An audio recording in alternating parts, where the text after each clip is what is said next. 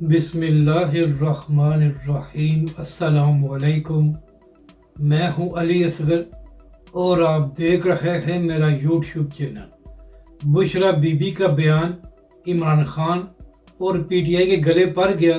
جبکہ دوسری جانب قاری زوال بہادر کا حافظ سعد رضوی کو مشورہ کہ ہمیں یہ لڑائی لڑنا پڑے گی۔ اس ویڈیو میں ہم اسی کے متعلق بات کریں گے، مگر اس سے پہلے ناظرین کرام، اگر آپ نے ابھی تک ہمارے اس چینل کو سبسکرائب نہیں کیا تو سبسکرائب کر لیں تاکہ آپ ہماری مزید ویڈیوز کو بھی دیکھ سکیں۔ اور اگر ناظرین کرام آپ کو یہ ویڈیو اچھی لگے تو اسے لائک اور شیئر ضرور کریں اور کمنٹس کے ذریعے اپنی رائے کا بھی اظہار کریں۔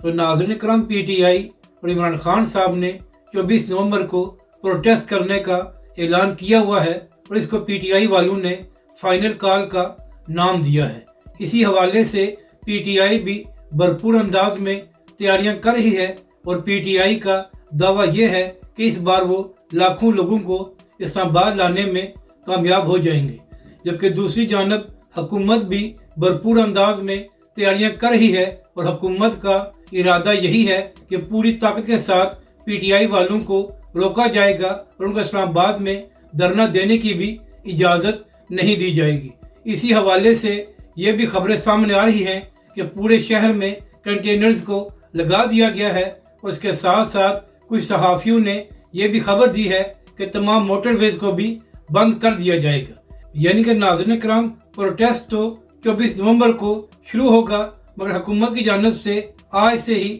عام عوام کے لیے مشکلات میں اضافہ کر دیا گیا ہے۔ تو اب دیکھنا یہ ہے کہ کیا پی ٹی آئی لاکھوں لوگوں کو باہر نکالنے میں کامیاب ہوتی ہے یا نہیں۔ مگر ناظرین کرام، جس طرح حکومت اوچھے کنڈے آزما رہی ہے تو اس کا فائدہ پی ٹی آئی کو ہوگا اور مفت میں پی ٹی آئی کے پروٹیسٹ کی اشتہاری مہم حکومت خود ہی چلا رہی ہے۔ اسی حوالے سے ناظرین کرام، کل بشرا بی بی نے بھی ایک اہم ویڈیو پیغام جاری کیا تھا۔ ناظرین کرام، اپنے ویڈیو پیغام میں بشرا بی بی نے کہا کہ عمران خان صاحب نے پوری قوم کو یہ میسج دیا ہے کہ 24 نومبر کو پوری قوم باہر نکلے اور اپنی حقیقی آزادی کے لیے آواز بلند کرے۔ ناظرین کرام، بشرا بی بی نے اپنے بیان میں یہ بھی کہا کہ عمران خان صاحب نے پوری قوم کو یہ بھی کہا ہے کہ جب تک حکومت ہمارے مطالبات کو تسلیم نہیں کرے گی تو آپ لوگوں نے واپس نہیں آنا اور یہ پروٹیسٹ جاری رہے گا۔ اس کے بعد ناظرین کرام، بشرا بی بی نے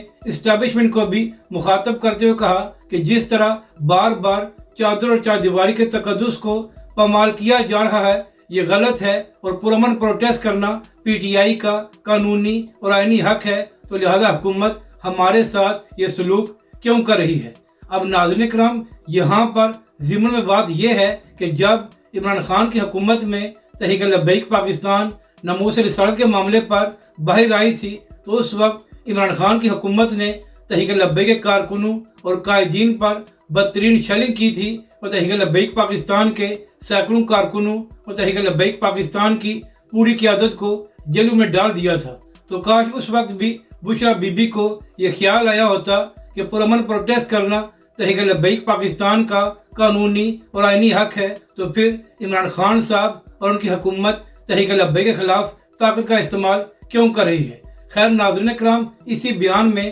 بشرا بی بی نے یہ بھی کہا کہ جب عمران خان صاحب مدینہ شریف گئے تھے اور عمران خان صاحب مدینہ شریف ننگے پاؤں گئے تھے تو اس کے بعد ہی عمران خان کے خلاف سازش شروع ہو گئی تھی اور جنرل باجوہ کو یہ بھی کہا گیا تھا کہ ہم تو شریعت کو ختم کرنا چاہتے ہیں اور آپ کس کو اٹھا کر لے آئے ہیں جو پاکستان میں شریعت کو نافذ کرنا چاہتا ہے۔ یعنی کہ ناظرین کرام، بشرا بی بی نے یہ تاثر دیا کہ جب عمران خان صاحب مدینہ شریف ننگے پاؤں گئے تھے تو اس کے بعد ہی ان کے خلاف سازش شروع ہوگی۔ اور ناظرین کرام، بشرا بی بی کے اس بیان کے بعد تمام لوگوں نے یہی تاثر لیا کہ بشرا بی بی نے سعودی عرب کے حوالے سے یہ بات کی ہے کہ سعودی عرب کی حکومت بھی عمران خان صاحب سے زیادہ خوش نہیں تھی اور انہوں نے جنرل باجوہ کو مبینہ طور پر یہ پیغام دیا تھا، جس کے بعد social media per Bushra be be کے اس بیان پر تنقید شروع ہو گئی کہ پہلے عمران خان صاحب تو یہ فرما رہے تھے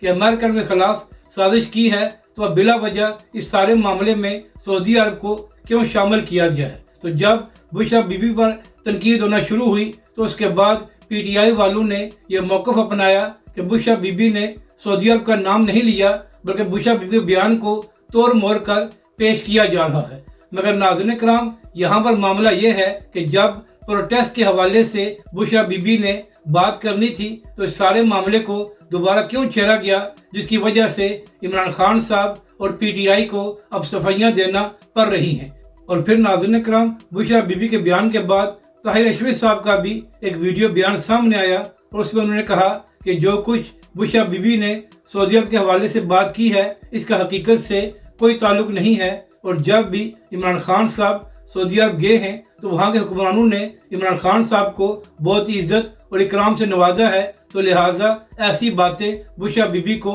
नहीं करनी चाहिए थी। इसी हवाले से कुछ सहाफ़ी भी ये कह रहे हैं कि इस वक्त बुशरा बीबी ने ये जो बातें की हैं ये गैर ज़रूरी हैं, इसका PTI और इमरान खान को फ़ायदा नहीं बल्कि नुकसान होगा। जबकि दूसरी जानब इस सारे मामले पर PTI का मौक़िफ़ ये है कि बुशरा बीबी ने सऊदी अरब का नाम नहीं लिया, बल्कि बिला वजह नून लीग वाले इस बयान को तोड़ मरोड़ कर पेश कर रहे हैं ताकि PTI और इमरान खान के खिलाफ प्रोपगंडा किया जा सके। अब बात करते हैं तहरीक लब्बैक पाकिस्तान के अमीर हाफिज साद रिजवी की कि कारी ज़वार बहादुर साहब ने उनको क्या मशवरा दिया है। तो नाज़रीन कराम, अल्लामा खादिम हुसैन रिजवी अलैहिर्रहमा के उर्स पर कारी ज़वार बहादुर साहब को भी मदऊ किया गया था। तो नाज़रीन कराम, वहाँ पर कारी ज़वार बहादुर साहब ने खिताब करते हुए पहले तो अल्लामा खादिम हुसैन रिजवी अलैहिर्रहमा को खराज तहसीन पेश किया कि जिस तरह अल्लामा खादिम हुसैन रिजवी अलैहिर्रहमा ने नमूस रिसालत और ख़त्म नबूवत पर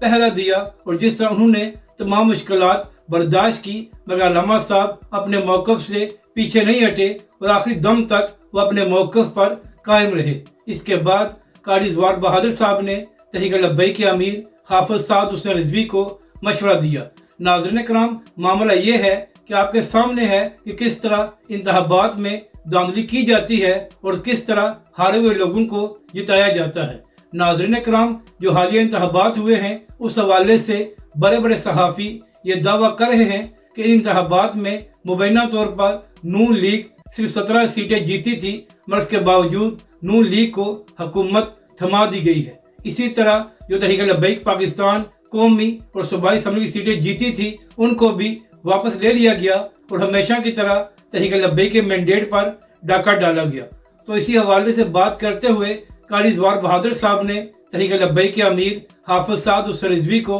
मुखातब करते हुए कहा कि हाफिज साहब, इस सारे मामले पर हम और आपको मिलकर लड़ाई लड़ना पड़ेगी, क्योंकि जिस तरह पाकिस्तान में इंतखाबात होते हैं और जिस तरह धांधली की जाती है इस तरह कभी भी आपको आगे आने नहीं दिया जाएगा। तो लिहाजा ज़रूरी है जो इंतखाबात में धांधली की जाती है इसके खिलाफ हम मिलकर जदोजहद करें, क्योंकि जब तक इस मामले पर हम बाहर नहीं आएंगे और खुलकर इसके खिलाफ बात नहीं करेंगे तो हमेशा ही दीनी लोगों का रास्ता रोका जाता रहेगा। इसी हवाले से नाज़रीन कराम, कल तहरीक लब्बैक के अमीर हाफिज साद हुसैन रिजवी ने भी अपने खिताब में बात करते हुए सबको ये पैगाम दिया था कि तुम कब तक तहरीक लब्बैक का रास्ता रोकोगे और कब तक तुम तहरीक लब्बैक के मैंडेट पर डाका डालोगे। तहरीक लब्बैक पाकिस्तान ना ही अपने मौक़िफ़ से पीछे हटेगी और ना ही तहरीक लब्बैक पाकिस्तान अपनी कोशिश को ख़त्म करेगी। मगर नाज़रीन कराम, जो बात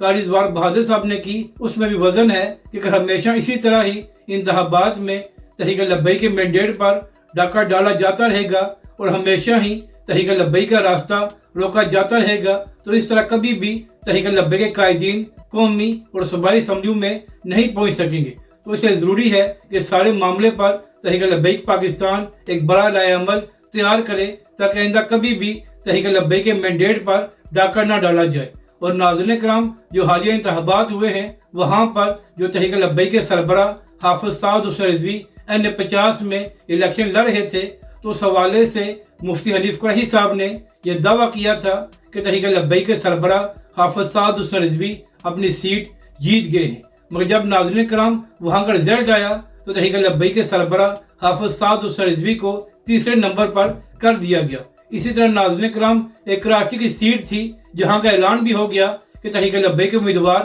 جیت گئے ہیں، مگر پھر ناظرین کرام وہاں کا رزلٹ بھی تبدیل کر دیا گیا اور جو وہاں پر تحریک لبیک پاکستان کے جیتے ہوئے امیدوار تھے ان کو تیسرے نمبر پر کر دیا گیا۔ تو اسی حوالے سے قاری زوار بہادر صاحب نے تحریک لبیک کے سربراہ حافظ سعد رضوی کو یہ مشورہ دیا تھا کہ سب کے خلاف ہمیں لڑائی لڑنا ہوگی، ورنہ ہمیشہ ہی تحریک لبیک پاکستان اور دینی لوگوں کا اسی طرح راستہ روکا جاتا رہے گا اور ہمارے مینڈیٹ پر اسی طرح ڈاکہ ڈالا جاتا رہے گا۔ اگر آپ کو یہ ویڈیو اچھی لگے تو اسے لائک اور شیئر ضرور کریں اور مزید ہماری ویڈیوز کو دیکھنے کے لیے ہمارے اس چینل کو بھی سبسکرائب کریں۔